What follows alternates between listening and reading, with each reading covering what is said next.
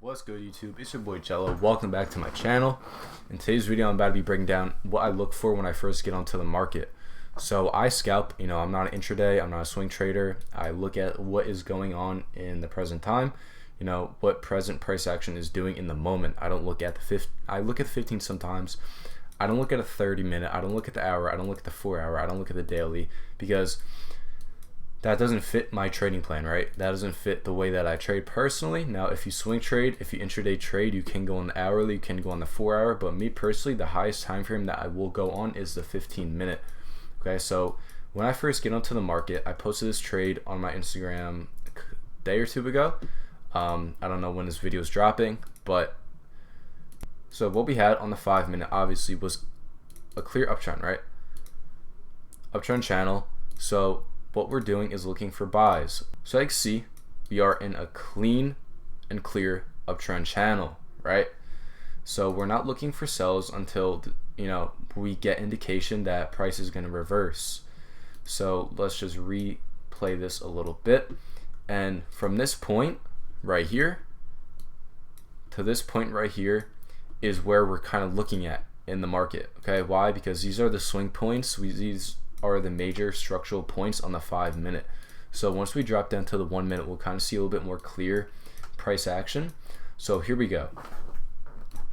So once we work down to the 1-minute, we can see that we did have this little demand zone right here, right at the low of this structural point of this big impulse up that was on the 5-minute. So this right here was our 5-minute push up. Okay, now if we go to the 5-minute, you can see this low right here and this high right here was all one move. So once we drop down to lower time frames, you can see it's a little bit more clear. So now what we want to do is look for buys up. Why? Because we have multiple confluences here, but the main confluence is we have a demand that broke previous highs right here. Okay, now there was more order flow going up with a little bit more confluences, but this trade we're bringing down right here. Now I did end up missing this trade by a point, but it is what it is. I posted my Instagram like I said, and I just continue on with my day. This was almost a 5R and I got missed by half a point. So now here we go. Price would have tapped into our zone like we wanted it to, and then all we want to do is target the high of the move. So here we go. TP should be hit right now. There we go. So this was our take profit zone right here, and obviously our stop loss was the low of the move. We won't count the wick, but we marked up the whole body of this demand zone right here. Now as you can see, this played out perfectly on the 5-minute. It's not as clear, but once you drop down, you can see 3-minute was a little bit more clean. If you would have just taken the body on the 3-minute right here, obviously you would have hit take profit.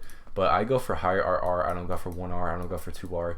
The minimum RR I go for is around 4R. I teach that to all my students.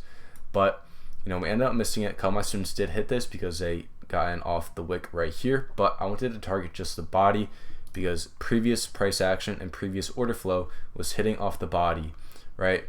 So that's literally all I do. I scalp. Like I said, I don't intraday. I don't swing trade.